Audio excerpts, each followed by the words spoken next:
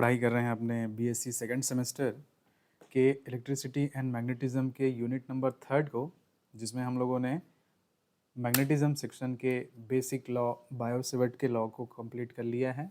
हम अभी उसके अनुप्रयोगों को, जो एप्लीकेशन पोर्शन हमें हमारे सिलेबस में जो दिया गया है, उन्हें एक एक करके सॉल्व कर रहे हैं। ठीक, तो उसी एप्लीकेशन के सिलसिले में आज हम बायो-सेवर्ट लॉ के एक और एप्लीकेशन जो हमारे सिलेबस में दिया हुआ है, सोलेनॉइड की वजह से कितना मैग्नेटिक फील्ड जनरेट होता है, वो हम पढ़ेंगे आज। ठीक, तो सोलेनॉइड की वजह से, या हिंदी में आप उसे क्या कहेंगे जी, धारावाही परिनालिका के कारण कितना चुंबकीय क्षेत्र बनता है, वो हमें आज स्टडी करना है। ठीक, डायग्राम इस पूरे कैलकुलेशन का बेस है, उसे बड़े डीप तरीके से आपको समझना है। और अगर आप वेक्टर मेथड से स्ट्रेट वायर और सर्कुलर रिंग के लिए बायो-सेवर्ट के लॉ से चुंबकीय क्षेत्र की गणना करना सीख गए हैं इससे प्रीवियस क्लासेस में जो हमने पढ़ा है, तो ये बहुत आपके लिए इजी होने वाला है। आपका उस कॉन्सेप्ट का एक रिवीजन भी समझ लीजिए और साथ ही साथ इस इम्पॉर्टेंट टॉपिक का एक अच्छा प्रिपरेशन भी हो जाएगा। चलिए देखते हैं, समझते हैं और डायग्राम को कोरिलेट करते हुए इस चीज़ को अंडरस्टैंड करते हैं हम लोग। सबसे पहले तो आप ये जानिए कि परिनालिका होता क्या है। ठीक, परिनालिका कहने का मतलब है कि सबसे पहले हम लोगों ने बायो-सेवर्ट के लॉ के एप्लीकेशन में स्ट्रेट वायर को देखा है। स्ट्रेट वायर के बाद हम लोगों ने एक लूप को देखा है, एक राउंड का सर्कुलर रिंग, है ना। और उसके बाद अब हम सोलेनॉइड पे आ रहे हैं। तो सोलेनॉइड एक ऐसा समझ लीजिए इंस्ट्रूमेंट है, इलेक्ट्रिकल इंस्ट्रूमेंट है, जिसमें बहुत सारे फेरे होते हैं या छल्ले जैसे बने होते हैं, एक लंबाई में स्प्रिंग जैसा। ठीक, ये आपके स्क्रीन पे रिफ्लेक्ट हो रहा होगा कि सोलेनॉइड आखिर दिखाई कैसे देता है, तो कुछ इस तरह से ये दिखाई देता है। ठीक है, तो इसमें एक ही रिंग नहीं है, बहुत सारे का कॉम्बिनेशन है, तो इसे सोलेनॉइड कहेंगे अपन, या फिर परिनालिका कहेंगे। तो हमें परिनालिका के इफेक्ट की वजह से कितना मैग्नेटिक फील्ड बन रहा है उसे कैलकुलेट करना है। चलिए देखिए चित्रानुसार क्या है जी कि एन फेरो वाले एक धारावाहिक परिनालिका हमारा ये डायग्राम में प्रदर्शित है। ये इस तरह से है एक्चुअल में, और यहाँ से ये डायग्राम, ये जो बड़ा डायग्राम बना है वो यहाँ पे है, समझिए, जिसके एक सिरे से इसके भीतर, मतलब ये सोलेनॉइड हो गया आपका कंप्लीट ऐसे, और उसके एक सिरे से ये डायग्राम आपको बनाया गया है ऐसे, ये वाला डायग्राम जो नीचे आपको बना हुआ है ना डिटेल में, तो ये सोलेनॉइड है और उसके अकॉर्डिंग ये डायग्राम है। तो देखिए क्या लिखेंगे अपन डायग्राम में कि एन फेरो वाले धारावाही परिनालिका जिसमें आई धारा प्रवाहित हो रही है जी, इलेक्ट्रिक करंट आई इसमें फ्लो आउट हो रहा है, कौन से डायरेक्शन में, एंटी क्लॉकवाइज डायरेक्शन में, जिसे हम कहते हैं दक्षिणावर्त दिशा में। परिनालिका के अक्ष पर एक बिंदु P स्थित है, जैसे यहाँ से अगर आप इसका अक्ष खींचेंगे तो ये लाइन बीचों बीच ऐसे जो जाएगा वो अक्ष कहलाता है ना ऐसे। तो उसी परिनालिका के किसी बिंदु पर, किसी कोई पॉइंट पर AP पॉइंट है ऐसे, ये वाला पॉइंट देखिए, ये वाला इस डायग्राम में, बड़े डायग्राम में इससे रिलेट करेंगे, जहाँ पर हमको चुंबकीय क्षेत्र B का मान ज्ञात करना है। परिनालिका YZ तल में रखा हुआ है। ठीक, जैसे हम लोगों ने पहले एक वलय के लिए सॉल्व किया था, ये YZ वाला सेक्शन ये आपको दिखाई दे रहा है, ये YZ इस तल में ये परिनालिका ऐसे रखा हुआ है। और मतलब अगर डायग्राम इसको आप इस तरह से बनाएं तो ये Y और Z और ये X हो जाएगा, ये X हो जाएगा, ये है हमारा Y और ये है हमारा Z। ओके, ठीक है, तो एक्सिस वाइज ये इस तरह से रखा हुआ है, उसको अपन समझेंगे। ठीक है, तो अब देखिए थोड़ा सा फिर से हमें वेक्टर कॉन्सेप्ट यहाँ पे लगाना है, तो उन चीज़ों को थोड़ा सा ध्यान से आप समझिएगा। वेक्टर का बेस एक बार बना लेते हैं तो कैलकुलेशन करना बहुत ईजी हो जाता है। ठीक है, देखिए आगे चित्रानुसार एक अल्पांश हम लोग लिए हैं, ये AB यहाँ पर है, डायग्राम में ध्यान दीजिएगा। जैसे कहीं पर भी परिनालिका का एक छोटा खंड 2-3 फेरों को लेके ऐसा एक अल्पांश ले लिए, मान लीजिए छोटे डायग्राम में, यही हमारा क्या हो गया जी, DX है। अब मान लीजिए यहाँ पे दिख रहा है कि 2 ठो फेरा है, 2 ठो कॉइल को अपने आप में ये रखा हुआ है, 2 ठो कॉइल को मिला के, वैसे ये यहाँ पे ये इस व्यू से आपको ऐसा दिखाई दे रहा है। तो उस अल्पांश की मोटाई कितना, DX ले लिए हैं, और उसके अकॉर्डिंग अगर n का मल्टीप्लाई कर देंगे तो कितने फेरे उसमें कैलकुलेटेड इंक्लूड हैं वो पता चल जाएगा, है ना। तो अल्पांश ये हो गया। इस प्रकार n फेरे वाले अल्पांश के कारण प्रभावी चुंबकीय क्षेत्र दिया जाएगा किसके नियम के अनुसार, बायो सेवर्ट के नियम के अनुसार। तो जो इससे पहले क्लास में हम लोगों ने कुंडली के अक्ष पे कितना मैग्नेटिक फील्ड होता है उसे जो निकाले हैं, बस वैसे ही इसको उसी फॉर्मूले को यहाँ अप्लाई करके आगे बढ़ना है। थोड़ा सा डायग्राम को और समझिए कि ये अगर मूल बिंदु है तो मूल बिंदु से अल्पांश तक की दूरी स्मॉल एक्स है, और इस अल्पांश से इस बिंदु P की दूरी x, मूल बिंदु से बिंदु P की दूरी x नॉट है। ध्यान देंगे ना, डायग्राम को समझेंगे। मूल बिंदु से अल्पांश तक की दूरी x है और मूल बिंदु से बिंदु P तक की दूरी x नॉट है। अब जब हम मैग्नेटिक फील्ड का कैलकुलेशन करते हैं तो वो दूरी जिसके इफेक्ट की वजह से चुंबकीय क्षेत्र बन रहा है वो अल्पांश से दूरी लेते हैं हम लोग। तो अल्पांश से दूरी, इस dx मोटाई की अल्पांश से दूरी कितनी होगी जी? ये capital x naught minus x, ये जो आप निकालेंगे ये यहाँ से आपका जो दूरी है ये वाला डिस्टेंस, ठीक है, इस तरह से। तो ये वाला डिस्टेंस हमारा x नॉट माइनस एक्स होगा। ठीक, डायग्राम से क्लियर है? क्योंकि इतने ही दूरी पे मैग्नेटिक फील्ड बन रहा है इस ए बी अल्पांश की वजह से, तो ये दूरी अपन को चाहिए। ठीक है, चलिए आगे थोड़ा देखते हैं क्या है। तो हम जानते हैं इसे जस्ट पहले वाले क्लास में जब आपने एक्सिस पे, वलय की एक्सिस पे चुंबकीय क्षेत्र कितना होता है वो ये कैलकुलेट करके लेके आए थे हम लोग, है ना, कि B is equal to mu zero N I a square upon 2x² plus a square 3/2 I. X square distance है और a उसकी त्रिज्या है। ठीक, तो a उसका रेडियस है परिनालिका का, तो हमारे भी केस में हम लोगों ने यहाँ पे a रेडियस लिया हुआ है, ये वाला डिस्टेंस, ये देखिए। सिमिलरली ये पॉइंट P है जिसका रिजल्टेंट जो वेक्टर है वो r से रिप्रेजेंट किया जाता है, ऐसे मिला दोगे तो, और जो रिजल्टेंट वेक्टर है इस मुख्य अक्ष के साथ जो कोण बनाता है वो थीटा है, यहाँ पे थीटा डिफाइन किया हुआ है। अब परिनालिका के एक सिरे, अंतिम सिरे से अगर आप बिंदु P को मिला दोगे ये वाला, तो परिनालिका के अंतिम सिरे से जो कोण बनता है इस मुख्य अक्ष को लेते हुए, ये वाला लाइन, ये वाला, तो ये θ2 है। और परिनालिका के प्रारंभिक सिरे से यदि आप इस बिंदु P को मिला देते हो तो मुख्य अक्ष से इस अंतिम प्रारंभिक बिंदु से जो कोण बनता है वो θ1 है। तो θ1 इस कोने से बनने वाला कोण, θ2 परिनालिका के इस सिरे से बनने वाला कोण, और थीटा क्या है जी? इसके रिजल्टेंट वेक्टर, परिणामी वेक्टर जो बिंदु P की स्थिति को बता रहा है उससे बनने वाला कोण। ठीक, अब देखा जाए तो एक त्रिभुज, अगर थोड़ा सा फिर से मैं डायग्राम को लाइट कर रहा हूँ कलर्स को, तो फिर आप देखेंगे एक ट्राइंगल आपको यहाँ पे एक दिखाई देगा। कौन सा? A, अगर इसको पॉइंट A मानते हैं आप, A, ओके, और ये वाला पॉइंट और B के बीच में, तो एक बड़ा ट्राइंगल एंगल बन रहा है थीटा हमारे पास, ये वाला मेन थीटा, ये वाला, उसी के बेस पे ले जाके हमको ट्रिग्नोमेट्रिक रेशियो अप्लाई करना है। तो देखिए जरा, इस फॉर्मूले में x है, x क्या होता है जी? अल्पांश से बिंदु की दूरी। हमारे कंडीशन में x क्या होगा? ये दूरी, x नॉट माइनस एक्स। तो इसी फॉर्मूले में हमने पुट कर दिया कि देखिए dB, छोटे अल्पांश की वजह से मैग्नेटिक फील्ड μ0/2, n और dx उतने ही अल्पांश की वजह से वो इफेक्ट हो रहा है, इसलिए n dx। यहाँ पे n और l होता है, l की जगह हम 1 ले लिए रहते हैं, एकांक लंबाई का है इसलिए, है ना।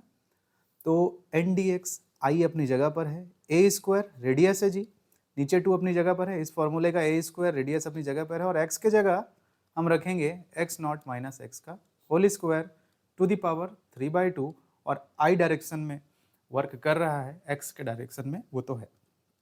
तो ये इक्वेशन आपको क्लियर हो गया होगा, ये वाला, ये अगर मैं इसको किसी कोई नाम दूं, मैं स्टार इक्वेशन बनाऊं, है ना, तो ये आपको क्लियर हो गया। फिर देखिए रिजल्टेंट वेक्टर जो है यहाँ पर इस डायग्राम में हमारे, ये जो r वेक्टर है ये वाला, तो एक ट्राइंगल अगर आपको ऐसे शो आउट हो रहा है, ऐसे, आई एम सॉरी उल्टा बना दिया मैंने, ये एक ट्राइंगल हमको यहाँ पर इस तरह से कंस्ट्रक्ट हो रहा है, ऐसे, ये पॉइंट P है जी, यहाँ से यहाँ तक की दूरी x नॉट माइनस एक्स है, और ये दूरी a है, और ये r वेक्टर है। तो पाइथागोरस, ये थीटा है 90 डिग्री है, पाइथागोरस लगाएंगे तो आर की वैल्यू क्या मिलेगी आपको, ये मिलने वाली है। देखिए R vector is equal to a square लंब का वर्ग प्लस आधार का वर्ग, मतलब एक्स नॉट माइनस एक्स का होल स्क्वायर का अंडर रूट वर्गमूल में। तो ये हमने आर वेक्टर की वैल्यू यहाँ से फाइंड कर ली है, वही है। ठीक, अब हमारा ये इक्वेशन स्टार जो है, जस्ट पहले वाला इक्वेशन, जब आर इतने की जगह आप आर रख दोगे तो कुछ इस तरह से आपको मिल जाएगा कि D V is equal to mu 0/2 N D x I a square upon R to the power 3। ठीक, अब इस इक्वेशन को सिंप्लीफाई करने के लिए हम लोग क्या करते हैं जी, जनरली हमारे वेक्टर कंसेप्ट के अकॉर्डिंग टिग्नोमेट्रिक ट्रीटमेंट करते हैं। तो टिग्नोमेट्रिक ट्रीटमेंट यहाँ पे हमको लगाना है ताकि ये सिंप्लीफाई तरीके से इसको हम सॉल्व कर सकें। तो जरा देखते हैं क्या लेंगे हम लोग। डायग्राम में जो वही ट्राइंगल हमने यहाँ पे मेन ट्राइंगल जहाँ पे थीटा बन रहा है, मैं फिर से उस ट्राइंगल को अब के लिए यहाँ पे अलग से बना रहा हूँ। ये जो हमारा ट्राइंगल, ये कुछ इस तरह से यहाँ थीटा बन रहा है जी, ये आपका पी पॉइंट है और ये ए है, ये आर है और ये एक्स नॉट माइनस एक्स है ना। डायग्राम में आप देखेंगे ये वाला यहाँ पे थीटा बन रहा है। इस ट्राइंगल में अगर आप कॉस थीटा अप्लाई करते हो, कॉट थीटा अप्लाई करते हो, कॉट थीटा, क्यों कॉट थीटा ही अप्लाई कर रहे हैं मैं इसको बताऊंगा आपको। कॉट थीटा तो क्या मिलेगा जी आपको, कॉट जो है आधार बटे कर्ण मिलेगा, आधार बटे लंब मिलेगा। यहाँ पे देखिए आधार बटे लंब मिलेगा। तो आधार क्या है इस ट्राइंगल में, एक्स नॉट माइनस एक्स और बटे लंब क्या है, ए वेक्टर। तो इससे आपको एक रिजल्ट मिलता है कि एक्स नॉट माइनस एक्स की वैल्यू ए कॉट थीटा है। एक्स नॉट माइनस एक्स की वैल्यू ए कॉट थीटा है, उसी को लिखे नीचे में हम लोग। यहाँ पे देखिए कि उस ट्राइंगल में एक्स नॉट माइनस एक्स की वैल्यू ए कॉट थीटा है। चलिए अब बात करते हैं कि हमने कॉट थीटा ही क्यों लिया, साइन क्यों नहीं लिया, कॉस क्यों नहीं लिया। ठीक है, यहाँ पे दो चीज़ें जो आप डिफाइन किए हैं, ये रेडियस आपको पता होता है जी ए, और ये डिस्टेंस आपको पता होगा अक्ष से कितना दूर है वो। अच्छा ये स्थिति सदिश नहीं पता रहता ना, वो तो एक वेक्टर कंसेप्ट के अकॉर्डिंग हम डिफाइन करते हैं। तो अच्छा चलिए इस ट्राइंगल में अगर आप साइन थीटा लेते हैं तो साइन क्या होता है, लंब बटे कर्ण, तो मतलब ए बटे आर होगा। आर वेक्टर एग्जैक्टली आपको नहीं पता। ठीक, अगर आप कॉस लेते हैं तो आधार बटे कर्ण होगा, मतलब एक्स माइनस एक्स नॉट बटे आर, फिर से आर वेक्टर आपको नहीं पता। टिग्नोमेट्री के उस रेशियो को सेलेक्ट किया जाता है जो डायग्राम में सिचुएशन में अवेलेबल है, जो रेशियो, रेडियस आपके पास अवेलेबल है, डिस्टेंस आपके पास अवेलेबल है, इसलिए कॉट लिया गया। ठीक, 10 ले सकते हैं या फिर कॉट ले सकते हैं, तो वो हमारे लिए फेवरेबल होगा क्योंकि ये रेडियस और ये बेस लाइन की डिस्टेंस हमको एग्जैक्टली मिलने वाली है, पता रहती है। ठीक है, चलिए तो ये हमने यहाँ पर इस ट्राइंगल में टिग्नोमेट्रिक रेशियो लगा के एक्स नॉट माइनस एक्स की वैल्यू फाइंड करी। ठीक, वेक्टर के फॉर्म में, टिग्नोमेट्रिक फॉर्म में। फिर आगे बढ़ते हैं, चल देखिए फिर इसी ट्राइंगल में अगर आप साइन थीटा अप्लाई करते हैं, इसी ट्राइंगल में अगर साइन थीटा अप्लाई करते हैं, जो ट्राइंगल बना हुआ है, तो लंब बटे कर्ण होगा, मतलब लंब है ए और कर्ण है आर, और मिलने वाला है आपको साइन थीटा। तो इस प्रकार से आर वेक्टर की जो वैल्यू है वो आपको मिलने वाली है ए बटे sine theta is equal to R vector, या फिर आर वेक्टर को आप क्या लिखेंगे जी, ए कोसेक थीटा। ठीक, इसी ट्रायंगल में हमने क्या अप्लाई किया, साइन थीटा अप्लाई किया, तो ए कोसेक थीटा मिलेगा आर वेक्टर की वैल्यू। ये जो इक्वेशन 1 आया है ना, इसमें मुझे वैल्यू पुट करनी है आर की, और चूंकि यहाँ पे एंगल की बात आ रही है इसलिए इस इक्वेशन को एंगल के फॉर्म में चेंज करूंगा, तो इस dx ऑपरेटर का भी ट्रीटमेंट करना है, इसलिए हम यहाँ पे ये चीज़ अप्लाई कर रहे हैं। ठीक, तो आगे दो चीज़ हमने निकाला कि यहाँ से कि एक्स नॉट माइनस एक्स क्या है जी, कॉट थीटा है। तो अगर इसका आप डिफ्रेंसिएशन करते हैं एक्स के रिस्पेक्ट में, तो x naught 0 minus D x, a cot x का क्या होता है, कॉट थीटा का cosec square theta D theta, ठीक, माइनस में कॉट थीटा का डिफ्रेंसिएशन करेंगे तो आपको माइनस में मिलेगा, ठीक, यहाँ पे एक माइनस रहेगा। और सिंप्लीफाई करेंगे तो dx की वैल्यू आपको मिलने वाली है a कोसेक स्क्वायर थीटा, ये मिलेगा। सिमिलरली वहीं पर अभी मैंने बताया कि ट्राइंगल में आप फिर से साइन थीटा अप्लाई कर दीजिए, तो जो कि आपको मिलेगा a अपॉन आर, या फिर r की वैल्यू क्या मिल जाएगी, a कोसेक थीटा। तो ये दो चीज़ आप उस डायग्राम में अपना कॉन्सेप्ट लगा के पाएंगे, जिसको हम ले जाके इस इक्वेशन में अब हमारे पुट करेंगे हम लोग, ठीक। तो चला जरा देखिए, अब उस इक्वेशन 1 में इन वैल्यूज़ को रखने पर μ0/2 ni अपने जगह पर है a cube cosec square theta D theta, क्योंकि वहाँ पे a स्क्वायर है हमारे पास फॉर्मूले में पहले से। ये देखिए यहाँ पे ये a स्क्वायर है, dx की वैल्यू पुट कर रहे हैं, n और i अपनी जगह पर है, तो वो a स्क्वायर है और a है तो a क्यूब हो गया। सिमिलरली नीचे r की पावर 3 थी और r ये है a कोसेक थीटा है, तो a cube cosec cube theta. आपको पता है ये a क्यूब कट जाएगा, यहाँ से एक कोसेक कटेगा, 1 अपॉन कोसेक थीटा आने वाला है ये, और ऊपर लेके जाएंगे तो साइन थीटा आने वाला है ये, ठीक। तो ये इक्वेशन 2 प्राप्त करने तक आपको कोई दिक्कत नहीं होनी चाहिए। ये इजिली हमने यहाँ पे इक्वेशन नंबर 2 फाइंड कर लिया। अब इक्वेशन नंबर 2 को यदि हम लोग ओवरऑल परिनालिका के रेंज में इंटीग्रेशन कर दें, तो संपूर्ण परिनालिका से संबद्ध चुंबकीय क्षेत्र यदि आप निकालना चाहते हैं, तो परिनालिका की सीमा क्या थी जी, एक सिरे से शुरू हो रहा था और अंतिम सिरे तक जा रहा था। मतलब थीटा एक सिरे पे थीटा 1 बना है और अगले सिरे तक थीटा 2 तक है। ये जो डायग्राम में आप बनाए हैं, थीटा 1 थीटा 2 का रोल यहाँ पे इस तरह से आता है। ये देखिए, ये इस सिरे पे बिंदु P इस सिरे से एंगल बनाता है वो थीटा 1 है आपका, और इस सिरे से जो एंगल बनाता है वो थीटा 2 है, और ये थीटा 1 है। तो यहीं से यहीं तक विस्तार है एंगल के फॉर्म में। तो जो इक्वेशन आया है आपका इक्वेशन नंबर 2, उसको अगर आप थीटा 1 से थीटा 2 के रेंज में कंप्लीट इंटीग्रेशन अगर हम कर दें, कौन से इक्वेशन को जी, इसको देखिए जरा, ठीक। नीचे लिखा हुआ है यहाँ पर कि उस इक्वेशन को अब बी आई बाहर आ गया, थीटा 1 से थीटा 2 μ0/2 ni ये अपनी जगह पर है, ये सब बाहर आ जाने वाला है, साइन थीटा का डी थीटा। तो μ0/2 ni साइन थीटा का integration minus cos theta, limit है थीटा 1 से थीटा 2, आई वेक्टर अपनी जगह पे अवेलेबल है, और इसको फाइनलाइज जब आप करेंगे तो कुछ इस तरह का इक्वेशन आपको मिलने वाला है, ठीक। कि B magnetic field is equal to μ0 ni/2 cos theta 1 minus cos theta 2 I. अब इस पे अपन को स्पेशल केसेस लगाने हैं, ठीक। क्या जी, कि यदि हमारी परिनालिका अनंत लंबाई की परिनालिका है, अनंत लंबाई की परिनालिका है मतलब चलिए चलते हैं, तो अनंत लंबाई परिनालिका के लिए क्या होता है, बोल रहे थीटा 1 हो जाता है 0 और थीटा 2 हो जाता है पाई, ठीक। कैसे, चलिए डायग्राम को थोड़ा समझिए कि ये जो कह रहा है कि अनंत लंबाई की परिनालिका का कंसेप्ट कैसे बनेगा। चलिए देखिए जरा, यहाँ पे अनंत लंबाई यहाँ पे बन रहा है, तो परिनालिका की लंबाई अनंत तक है, मतलब इधर इन्फिनिटी तक फैल रहा है और फैल रहा है और फैल रहा है और फैल रहा है ऐसे। तो बिंदु P इधर जाएगा और इधर जाएगा, और आगे बढ़ोगे तो और इधर जाएगा और ऐसे जाएगा, मतलब कुल मिला के ये पॉइंट ऐसे कंप्लीट हो जाएगा, ये एंगल ऐसे। तो थीटा 2 की वैल्यू हो जाएगी आपकी पाई, ठीक।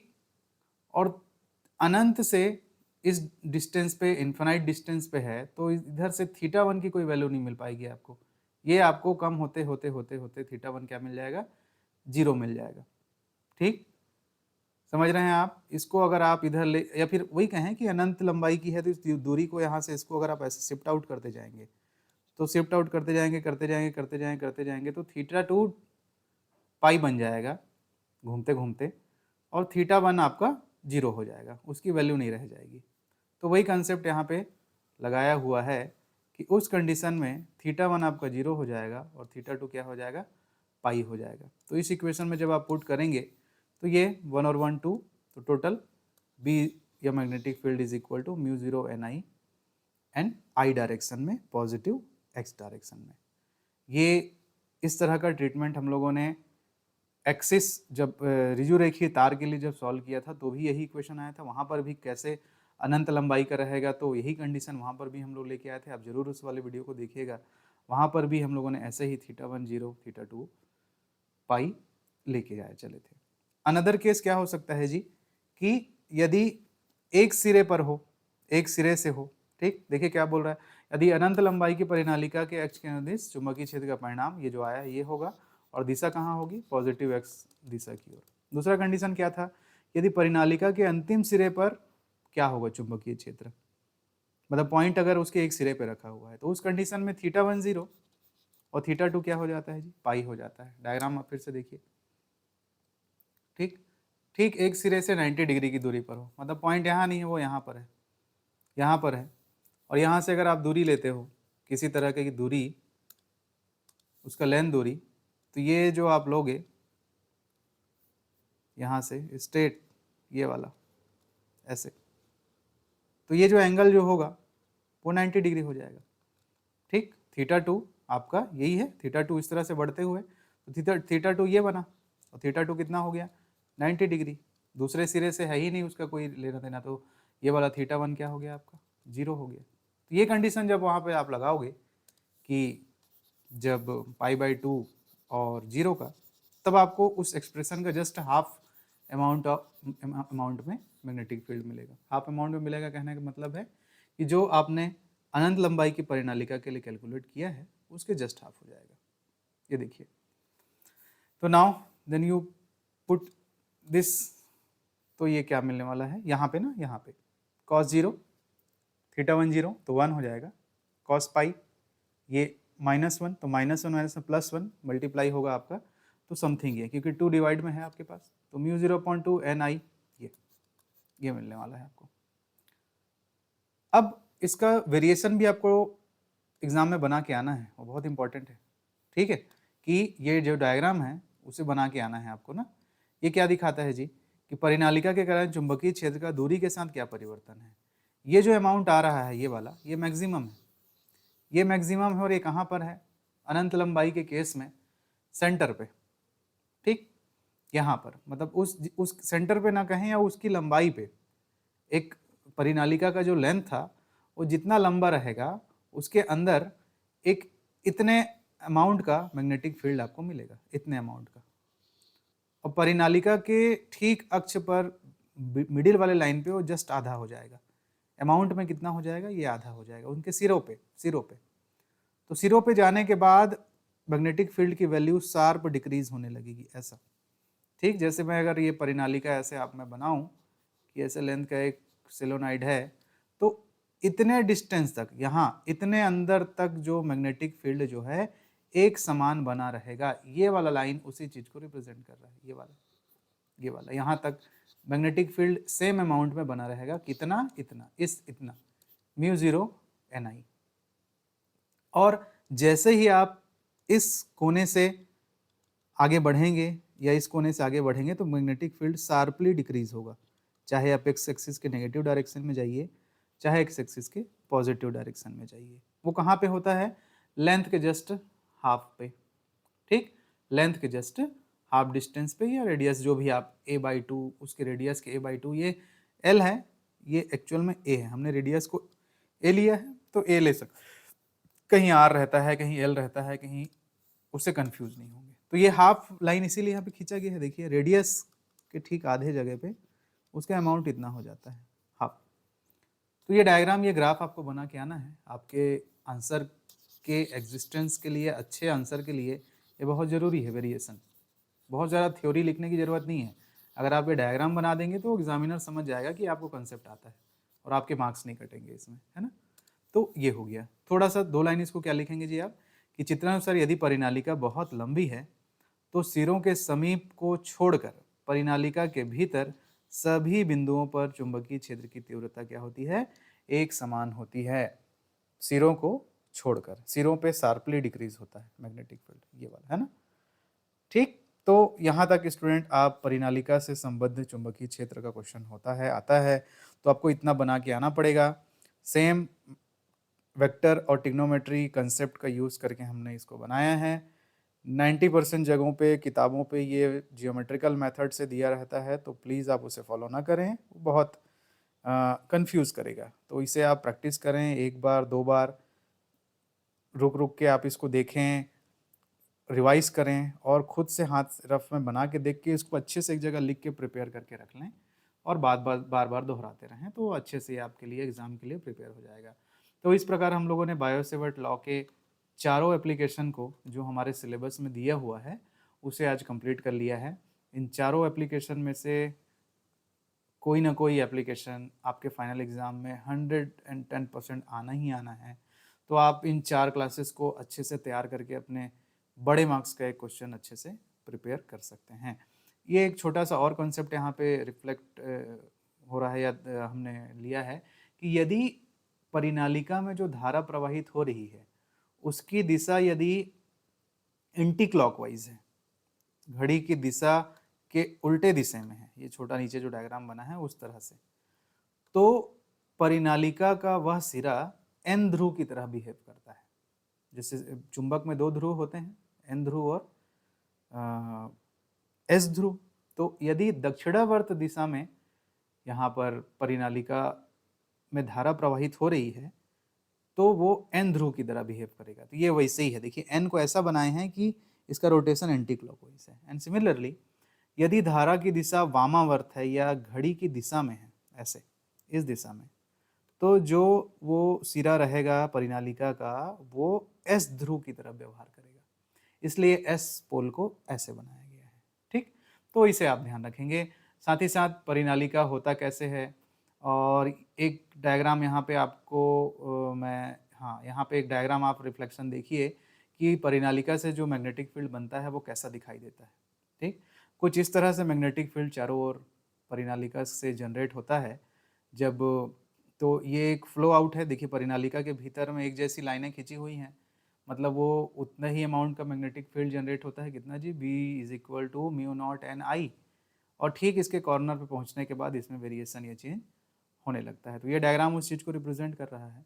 परिनालिका कैसे दिखाई देता है, कैसे एक्चुअल में वो लैब में कैसे दिखाई देता है, उसके लिए इस पिक्चर को देखिए। लैब में डायग्राम जो अपरेटस होता है जिसको परिनालिका या सोलेनोइड बोलते हैं वो ये होता है।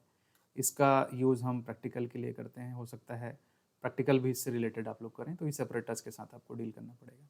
ठीक है ना। तो स्टूडेंट्स थैंक यू। अब आगे हम लोग अपने इस मैग्नेटिज्म वाले यूनिट के अगले टॉपिक जो मेन और एक लॉ है हमारा एम्पियर का लॉ, एम्पियर का परिपथी नियम की ओर आगे बढ़ेंगे और कुछ टॉपिक इस यूनिट के हम लोग कंप्लीट करेंगे। सो थैंक यू, मिलते हैं अगले क्लास में।